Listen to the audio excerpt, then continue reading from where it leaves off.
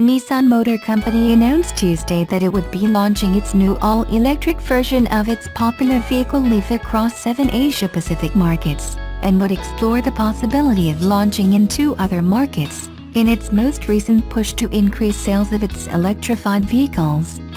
Vehicles with lower emissions are now the majority priority for the top automakers of the world as they are poised to unveil dozens of new hybrid gas electric and battery electric models during the course of the upcoming 5 years. Nissan, the number 2 automaker in Japan, will launch this new model of the Leaf in Hong Kong, Malaysia, Australia, New Zealand, South Korea, Singapore and Thailand over the next fiscal year. It will also be exploring the introduction of the vehicle in the Philippines and Indonesia. The company has also explored the option of vehicles that are based on its gasoline hybrid e-power technology into Southeast Asia when he was asked. Yutaka Sanada, the regional head of Nissan, said the company was planning on entering the region and would find the right opportunity to announce concrete timing to enter the market of Southeast Asia with its e-power technology. He added that the technology would act as an excellent bridge to attract buyers to use electric vehicles since it gives them experience driving a vehicle that is electric-powered, but does not require charging stations. Electric cars at this time represent just a tiny portion of the overall Southeast Asia market, due to the lack of affordability and a poor charging infrastructure. The market share in 2017 for electric and hybrid vehicles did not even reach 2% in Thailand, while it was only 0.4% in Indonesia in comparison to 27.3% in Japan. Sanada said while there was not any immediate set plan to produce any electric vehicle for Southeast Asia, the automaker would consider manufacturing locally but depending upon the growth in the market. He added that once the regional demand has size, to keep efficiency, local production would be considered, calling that normal for manufacturers. He continued by saying the company had been discussing several ideas, including growth in the number of charging stations, with the Thailand government, which has been offering incentives to makers of cars to become localized.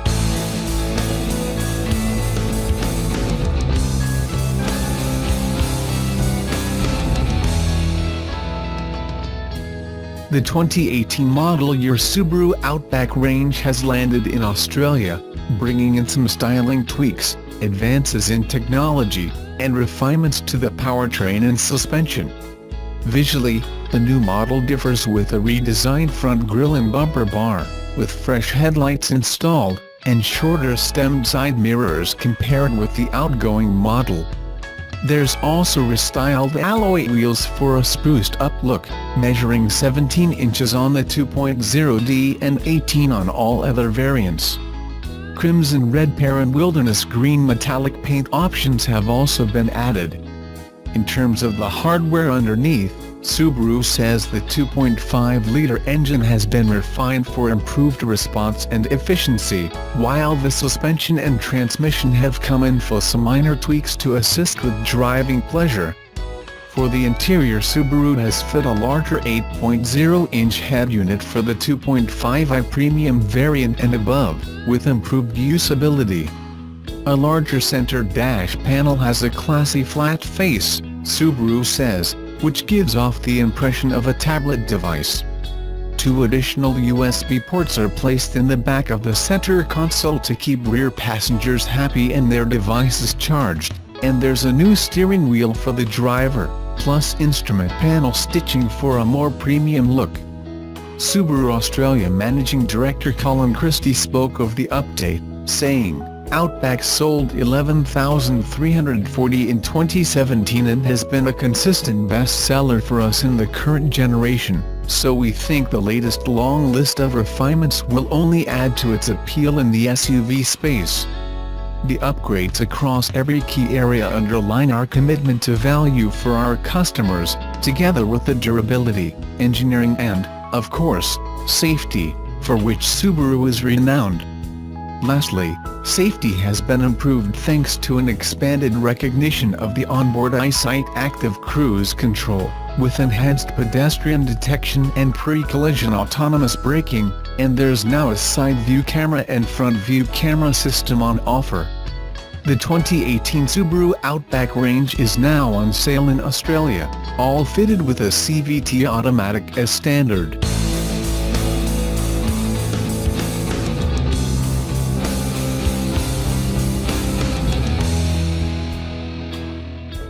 Some of the legacy automakers have suggested that they consider car buyers to fall into two categories: regular car buyers and electric car buyers. This idea is one of the main reasons that sales of their EVs have been disappointing. Tesla has never subscribed to any such self-sabotaging view of the market. From the very beginning, Elon Musk and his disciples understood that, for an EV to have a chance in the market, it wouldn't just need to be as good as a gas vehicle, it would need to be better in every way. Tesla set out to build not the best electric cars, but the best cars, and the results have proven the soundness of that strategy. When Model 3 hits its stride, it's going to be stealing sales from existing small performance sedans. One popular model that's directly in the crosshairs is the BMW 3 Series, which is famous for its excellent driving qualities. Several media outlets have contrasted the specs of the old favorite and the new upstart. X-Auto and the BMW blog have each published detailed spec-by-spec comparisons, but how do the two cars compare in the more subjective area of how they handle on the road? A good man to answer that question might be expert BMW driver Alex McCulloch, who recently had a chance to take some hot laps in a Model 3, and offered his assessment in a post on the BMW Car Club of America's website. McCulloch, who is one of those professional drivers on close course, was called for a gig driving a Model 3 for a short film promoting a very good cause. Like a pro, he offered few details about the client or the production, saying only that it was a full day of filming at multiple locations in the Colorado Rockies, including static, aerial, drive-by, and vehicle-to-vehicle shots. As most reviewers have, McCulloch found Model 3's lack of traditional controls a bit strange at first, but he adjusted quickly, and was soon putting the new Tesla through its paces. He writes, "Despite my lack of seat time in the car, it did what I asked with ease. It was communicative, composed, and surprisingly neutral, despite my not being able to figure out how to defeat the stability control." McCulloch continues, "There was only faint road noise, because, unlike our BMW X3 camera vehicle, this car consumed only ions. More accurately, it transformed them from a giant lithium-ion battery pack beneath my seat to instant rear-wheel drive torque. And speaking of torque, there was enough on tap to power a Washington, D.C. metro train. The small-rimmed leather sports steering wheel was connected to delightfully crisp and direct steering." McCulloch's love of BMWs didn't prevent him from appreciating Model 3, in fact, it sounds as if he found the driving experience to be broadly similar to that of a high-end BMW. He said, "The steering, brakes, and balance were all on par with my expectations of a sports sedan, think E46 M3. McCulloch's conclusion, "This car is a game-changer. It will be relatively attainable compared to its predecessors, and it was even able to satisfy the driving bias of an old-school BMW lover like me. I really didn't want to like it, but I found little to complain about. It was an intersection of the past and the future, one where an old-school driving enthusiast like me could experience what is clearly the future, and not have to relinquish the experience that I hold dear."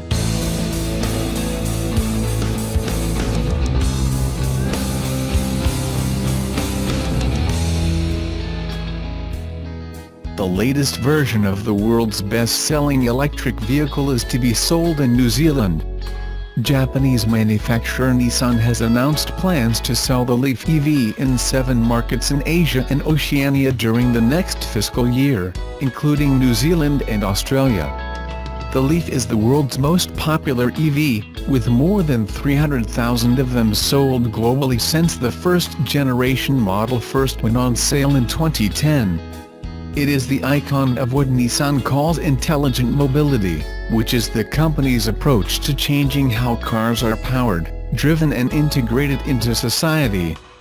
An announcement that the new second generation will be launched in Australia, Hong Kong, Malaysia, New Zealand, Singapore, South Korea and Thailand was made at an event called Nissan Futures, a gathering in Singapore of industry leaders, government officials and media from across Asia and Oceania. Nissan's regional senior vice president Yutaka Sanada said the company is working to bring the new generation Leaf to as many markets as possible. He said, "The new Leaf is the most advanced, yet accessible 100% electric vehicle on the planet." The launch in so many markets shows our commitment to playing a leading role in electrification in this dynamic region, and to delivering the future of mobility to the region now. Arrival of the new Leaf, and it has yet to be confirmed when that will happen and what prices might be, will represent a second attempt to sell the Nissan as a new vehicle in New Zealand. Nissan NZ pulled the plug on the first-generation version in early 2016 when it failed to sell, primarily because of its high purchase price, even though it had eventually been offered for just under $40,000. However, good sales of used Leafs imported from Japan and the UK, they typically sell for around $20,000, have made the model the most popular EV in this country. The second-generation model was launched during the second half of last year, and deliveries begin in Japan in October, followed by USA and Canada in January and Europe this month. The car's new electric powertrain delivers 110 kilowatts of power and 320 Nm of torque, and a major improvement is that whereas the first-generation version had a range of up to 130 km on a single charge, the new model has a range of up to 400 km depending on the size of the battery pack. Meanwhile, the Nissan Futures event has been told that latest research has shown 1 in 3 Southeast Asian consumers planning to buy a new car are open to purchasing an electric vehicle. With the right incentives, the region can accelerate adoption of electric and electrified vehicles, the Nissan Commission study by market intelligence firm Frost & Sullivan has shown. The study results also show that contrary to common perception, cost is not considered a deterrent to purchase of an EV. In fact, customers surveyed were willing to pay more to own an electric vehicle. However, the study also shows that lower costs would prompt more people to consider electric cars. 3/4 of respondents said they were ready to switch to electric vehicles if taxes were waived. Other incentives that would sway customers include installation of charging stations in apartment buildings, 70%, priority lanes for electric vehicles, 56%, and free parking, 53%.